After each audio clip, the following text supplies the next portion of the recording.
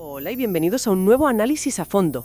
Hoy vamos a tratar un tema que, si lo piensas bien, cambia por completo la forma en que percibimos la realidad más cotidiana, literalmente. Sí, hola a todos, y tanto que la cambia. Es que es un tema fascinante. Vale, vamos a desgranar esto. Tenemos hoy sobre la mesa un material muy curioso. Por un lado, unos apuntes manuscritos, de estos llenos de esquemas a lápiz, y por otro, varias páginas de un libro de texto de física de segundo de bachillerato.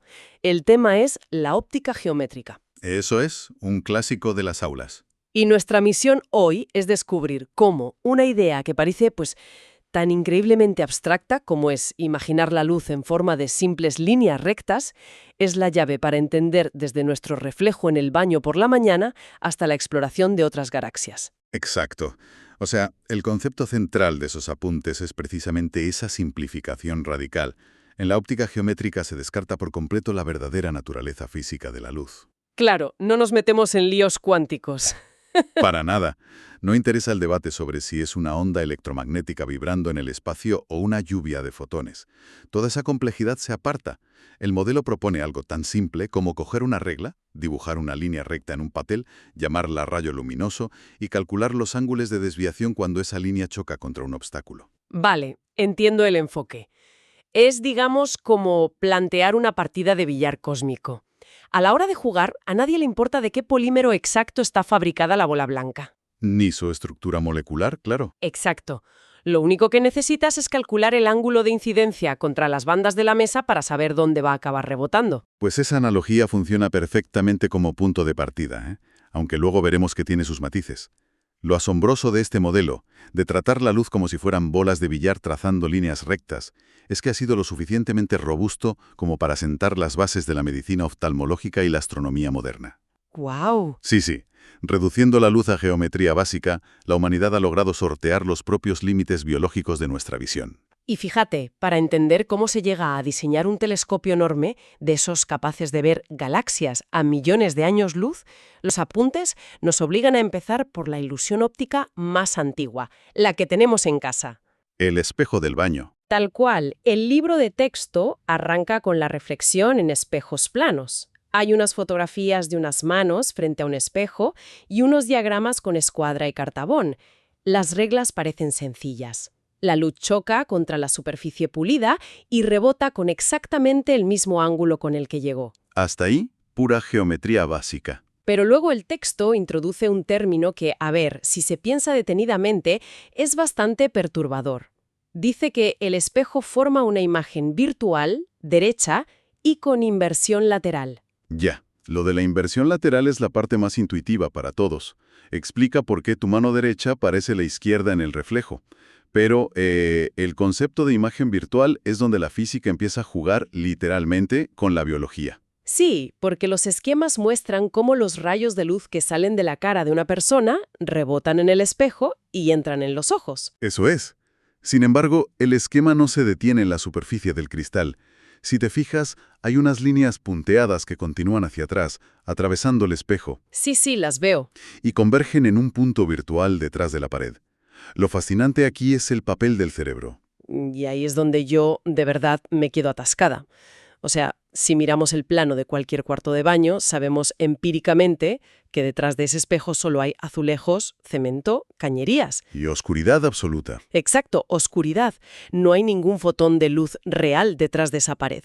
Entonces, la gran pregunta es, ¿por qué nuestro sistema visual percibe a esa persona reflejada con una solidez tan absoluta, como si existiera un clon habitando un espacio tridimensional al otro lado? Pues porque el cerebro humano evolucionó bajo una premisa inquebrantable, una regla que los apuntes llaman el principio de propagación rectilínea de la luz. Vale. Durante millones de años, nuestros ancestros procesaron un mundo donde la luz viaja en línea recta desde la fuente hasta la pupila.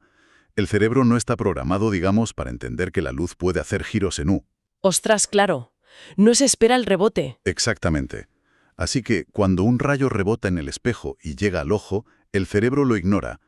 Toma el ángulo de llegada y proyecta una línea recta imaginaria hacia atrás, calculando la distancia basándose en la divergencia de esos rayos. Es decir, el cerebro asume que el objeto tiene que estar sí o sí en el origen de esa línea recta proyectada, como una computadora calculando una trayectoria inversa. Eso es.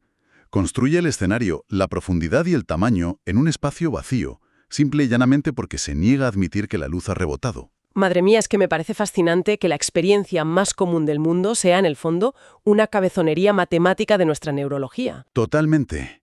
Esa es la mecánica subyacente de la imagen virtual. No existe en el espacio físico. Existe únicamente como una resolución geométrica dentro del córtex visual.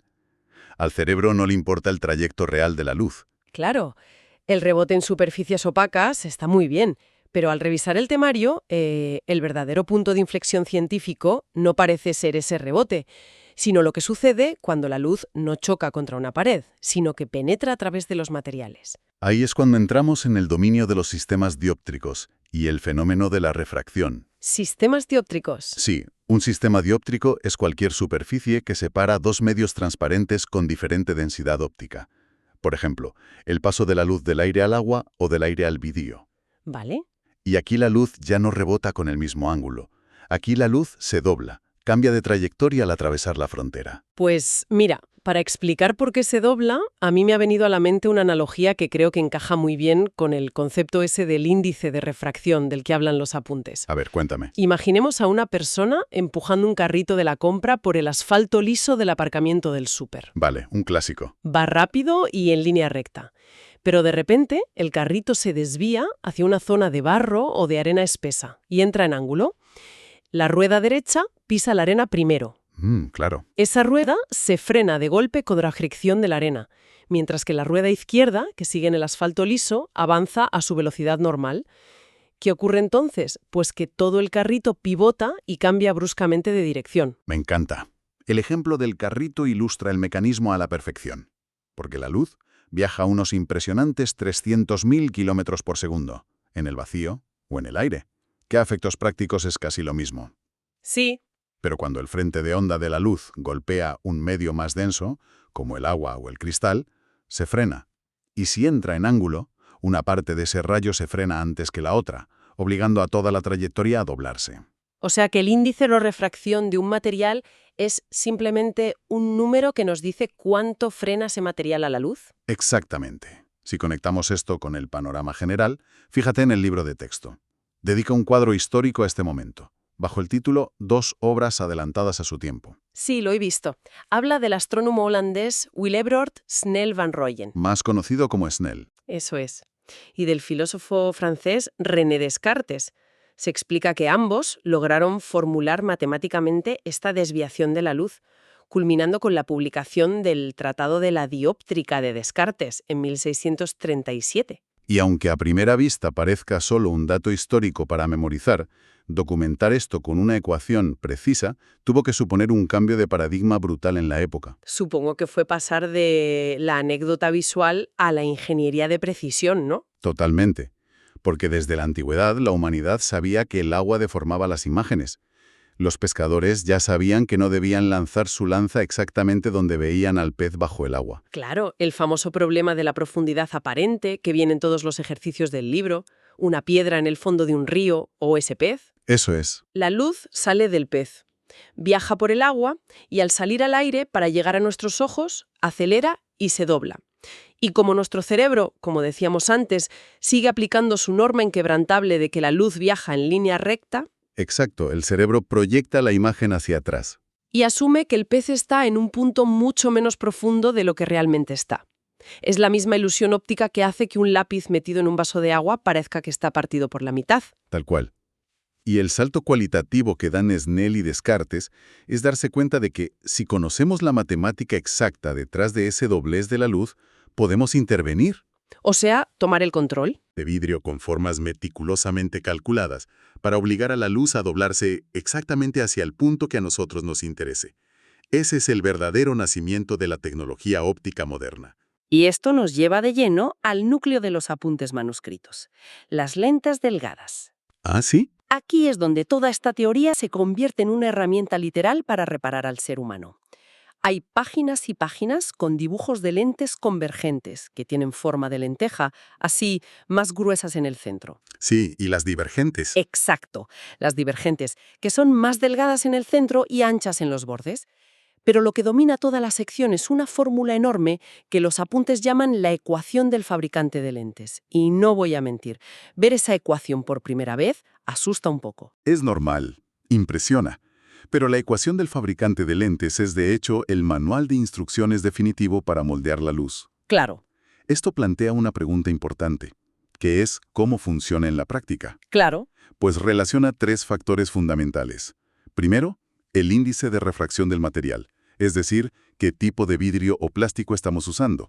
Segundo, los radios de curvatura de las dos caras de la lente. O sea, cómo de esféricas son por cada lado. Exacto.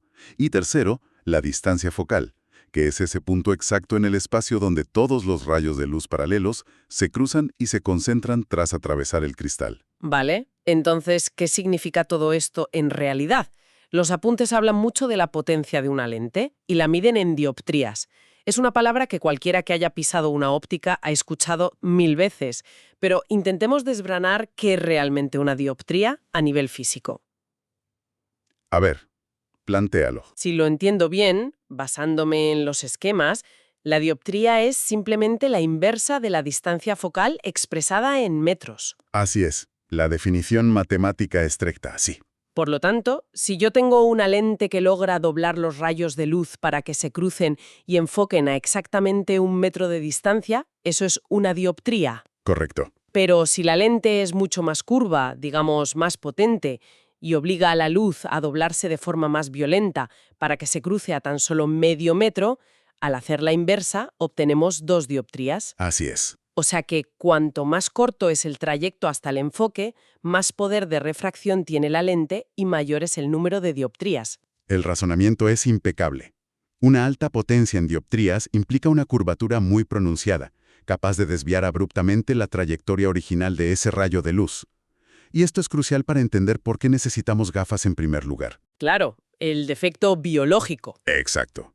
El ojo humano tiene su propia lente natural, el cristalino, que tiene que enfocar la luz exactamente sobre una pantalla natural en el fondo del globo ocular, que es la retina. Pero la biología es de todo menos perfecta.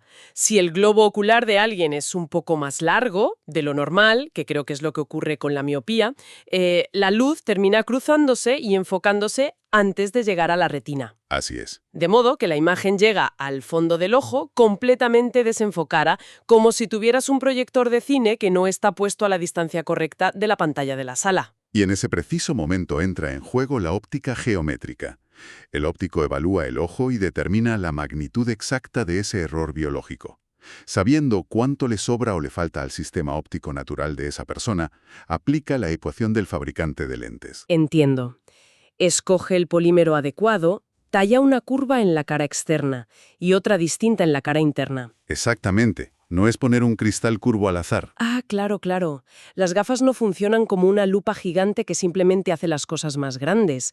Actúan como un desvío matemático previo. Eso es. Si el ojo miope enfoca la luz demasiado pronto, le ponemos una lente divergente que abre los rayos de luz hacia los lados justo antes de que entren al ojo. Así, cuando el cristalino trate de enfocarlos, el cruce de la luz se retrasa lo suficiente como para golpear la retina en el lugar perfecto. Lo has escrito a la perfección. La lente precorrige el ángulo de entrada. Es como una coreografía de rayos de luz trazada a medida para compensar la anatomía de cada individuo. O sea, cada vez que alguien se despierta, se pone las gafas y el mundo recupera la alta definición, está validando empíricamente los trazos geométricos que Snell y Descartes plasmaron en sus manuscritos del siglo XVII. Fíjate, pensar que llevamos ecuaciones diferenciales estabilizadas ahí sobre el tabique nasal es brutal. Ya ves. Pero la historia de la óptica no termina en corregir defectos visuales. El temario da un salto que me parece espectacular. Si una sola lente puede reparar una limitación biológica, la humanidad inevitablemente se hizo la siguiente gran pregunta. ¿Qué pasa si ponemos más de una? Eso es. ¿Qué ocurre si empezamos a alinear varias lentes? ¿Qué pasa si la imagen que crea la primera lente se convierte en la materia prima para una segunda lente? Los compuestos representan esa transición de simplemente ver bien a observar dominios del universo que están fundamentalmente fuera del alcance de la biología humana, por muy perfecta que sea la visión natural de alguien. Aquí es donde se pone realmente interesante. El libro de texto comienza explorando el mundo de lo minúsculo con el microscopio compuesto. Los diagramas muestran un tubo con dos lentes clave. Primero, una lente muy pequeñita, el objetivo, que se coloca muy cerca de la muestra, digamos, de una célula. Sí, la que recoge la luz inicial. Exacto. Esa lente recoge la luz y proyecta una primera imagen, real y más grande, dentro del propio tubo. Y luego otra lente, llamada ocular, en el otro extremo, coge esa imagen que ya está ampliada y la utiliza como si fuera el objeto original, aplicándole otra ampliación masiva por encima. Con lo cual el resultado final es una imagen virtual gigantesca de algo que era completamente invisible a simple vista. Es alucinante. Es que el diseño en cascada del microscopio fue una de las herramientas más disruptivas de la historia clínica. De repente, solo con trazar líneas rectas y curvas sobre unos vidrios alineados, apareció ante nosotros un mundo invisible poblado de microorganismos y estructuras celulares. Cambió la medicina para siempre. Redefinió por completo nuestra comprensión de las enfermedades y la biología. Pero claro, si queremos mirar en la otra dirección, hacia el espacio profundo, los apuntes nos advierten que la física nos lanza un obstáculo enorme. Uno podría pensar de forma intuitiva, bueno, pues construyamos telescopios refractores con lentes de cristal gigantescas para recoger muchísima más luz de las estrellas. Claro, suena lógico. Más cristal, más luz. Pero el libro dedica un epígrafe muy específico a explicar por qué usar grandes lentes de vidrio para la astronomía es, al final, una auténtica pesadilla técnica y física. Menciona un fenómeno llamado aberración cromática. Buf, la aberración cromática es el límite inherente del vidrio. Hay que recordar que el índice de refracción, esa capacidad de frenar y desviar la luz de la que hablábamos con el carrito del súper, Sí. pues no es exactamente igual para todos los colores. Ah, vale. La luz blanca de las estrellas está compuesta por todos los colores del arco iris. Cuando esa luz atraviesa una lente de vidrio gruesa, los componentes azules se frenan y se desvían un poco más que los componentes rojos. Ostras, claro. Se comporta como un prisma. El prisma separa la luz de Pink Floyd precisamente por esa diferencia. Exactamente el mismo principio. En unas gafas pequeñas esto apenas se nota, el cerebro lo compensa y lo ignora. Pero si construyes una lente de cristal de 1 metro de diámetro, los bordes actuarán como un prisma gigante. Las estrellas dejarían de ser puntos nítidos de luz. Se convertirían en manchas borrosas con bordes de arcoíris. Eso es. ¿Sería imposible hacer mediciones astronómicas serias con algo así? Y además, sumado a eso, los apuntes señalan que hay un problema arquitectónico grave. Una lente solo puede sujetarse por los bordes para dejar que la luz la atraviese limpiamente por el centro. Claro, no puedes ponerle un pilar en medio. Lógico. Así que si fabricas una lente de cristal de varias toneladas, la propia fuerza de gravedad de la Tierra comienza a deformar el centro del cristal por su propio peso. Y adiós a la matemática. Tal cual. La curvatura milimétricamente diseñada, mediante la ecuación del fabricante de lentes, se arruina por completo, destruyendo el punto focal. Y la solución a este callejón sin salida óptico que recogen los apuntes en la sección de telescopios reflectores es de una elegancia sobrecogedora. A ver. En lugar de forzar a la luz a atravesar un medio traicionero como un bloque de vidrio masivo, la ingeniería vuelve a la página 1 del temario. Al espejo. Vuelve al humilde espejo, pero no al espejo plano del baño, sino a espejos curvos, cóncavos y parabólicos. El texto detalla el diseño del telescopio de configuración Cassegrain, que es la base de los grandes observatorios de hoy en día. O sea, ¿el telescopio reflector cambia por completo la estrategia? Totalmente. En lugar de refracción, usamos reflexión, pero a una escala monumental. En un diseño Cassegrain, la luz de las lejanas galaxias entra por el tubo y viaja hasta el fondo sin chocar con nada de cristal. Allí se encuentra con un espejo cóncavo gigante, el espejo primario. Y al ser un espejo, la luz no tiene que atravesarlo, sino que rebota. Exacto. Y como la luz no lo atraviesa, no importa lo que haya detrás del espejo, así que se puede apoyar absolutamente toda su superficie trasera sobre una estructura metálica superrígida. Ah, claro. De este modo la gravedad ya no lo deforma en el centro. Para nada. Puede medir 10 metros de diámetro sin colapsar. Actúa como un cubo gigante recolector de lluvia, pero recolectando fotones. Y supongo de como la reflexión en un espejo no separa los colores, como lo hace el cristal de un prisma, te cargas de raíz el problema de la aberración cromática. Esa es la clave. Ese gigantesco espejo primario rebota toda la luz hacia adelante, convergiendo en un segundo espejo mucho más pequeño, que a su vez dirige el haz de luz perfectamente enfocado hacia un orificio en el centro del espejo primario, donde ya se colocan los sensores digitales o el ocular. Es que es un trayecto intelectual asombroso el que dibuja en estos apuntes. Empezar trazando una simple raya oblicua a lápiz en un papel que choca contra una línea horizontal. Sí, Descubrir las matemáticas de Descartes para entender cómo se dobla la luz al atravesar el agua. Utilizar esas ecuaciones para tallar cristales que corrigen los defectos de nuestro propio cristalino biológico. es un viaje alucinante. Y luego escalar esa misma geometría básica hasta construir gigantescos sistemas de espejos que nos permiten mapear cráteres en otros mundos. Todo está conectado por las mismas leyes de ángulos y distancias focales. Sin embargo, hay un último concepto técnico en los esquemas finales del temario que no quiero pasar por alto. ¿Cuál? Es el límite de resolución, o el criterio de Rayleigh. Ah, el famoso criterio de Rayleigh. Ese es el baño de realidad de la óptica física frente a la óptica geométrica pura que venimos debatiendo. ¿A qué te refieres? Pues a que hasta ahora hemos hablado como si los rayos de luz fueran líneas infinitamente finas, perfectas, y como si se pudiera aplicar un zoom infinito simplemente añadiendo las lentes o espejos adecuados. Pero la óptica geométrica es, como dijimos justo al principio, una simplificación útil. Una aproximación. Eso es. La luz real sigue siendo una onda electromagnética, y las ondas sufren un fenómeno llamado difracción al pasar por bordes u orificios, como los de la apertura de cualquier telescopio.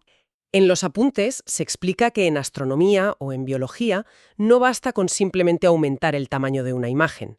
Hacer que un objeto borroso sea 100 veces más grande solo produce una mancha borrosa 100 veces más grande. Exacto, no ganas información. El verdadero reto científico es el poder de resolución, o sea, la capacidad matemática y física del instrumento para diferenciar dos puntos que están increíblemente cerca el uno del otro y poder verlos como entidades separadas. Piensa, por ejemplo, en tratar de observar dos estrellas binarias que orbitan muy juntas a millones de años luz, o dos orgánulos minúsculos en el interior de una célula. El criterio de Rayleigh establece una ecuación implacable. La capacidad de resolver, de separar esos dos puntos para no verlos como un solo borrón, depende exclusivamente del diámetro de la apertura del instrumento y de la propia longitud de onda de la luz que estamos utilizando. Es decir, que da exactamente igual lo perfectas que sean las curvaturas de nuestras lentes o lo pulidos que estén nuestros espejos primarios. Da igual, ¿sí? Hay un punto de corte dictado por la propia física del universo. Si esos dos puntos están demasiado juntos en relación a la apertura de la lente, la luz se solapará irremediablemente y formará una sola mancha. Es un límite totalmente infranqueable. La física nos dicta que para ver detalles cada vez más y más finos, o bien construimos aperturas de espejos de tamaños absurdos e inabarcables a nivel logístico, o tenemos que abandonar la luz visible. ¿Y usar qué? Pues utilizar ondas electromagnéticas mucho más pequeñas, como los rayos X, o disparar electrones como se hace en los microscopios electrónicos. La óptica geométrica tradicional choca aquí, de frente, contra un muro inamovible. Y fíjate, esa idea del límite físico es, a mi parecer, el pensamiento más provocador que podemos extraer de todo este análisis. Sí, da que pensar. Porque acostumbramos a pensar que la ciencia avanza como una línea recta infinita, que solo es cuestión de tiempo, de presupuestos y de buena ingeniería que logremos cámaras y telescopios cada vez más potentes para revelar todos los secretos del cosmos. Y no es así. Exacto. El criterio de Rayleigh nos dice algo profundamente humilde. Nos dice que el propio universo tiene un límite físico de nitidez óptica. Y eso nos obliga a detenernos y preguntarnos si de verdad existe una barrera matemática dictada por la propia longitud de onda y el tamaño de nuestras construcciones, qué estructuras fundamentales de la materia o qué ecos lejanos en los confines del espacio estarán para siempre borrosos, solapados e inalcanzables para la tecnología humana. Condenados a ser una mancha. Exacto, condenados a permanecer como una mancha de luz que nunca, jamás podremos desentrañar.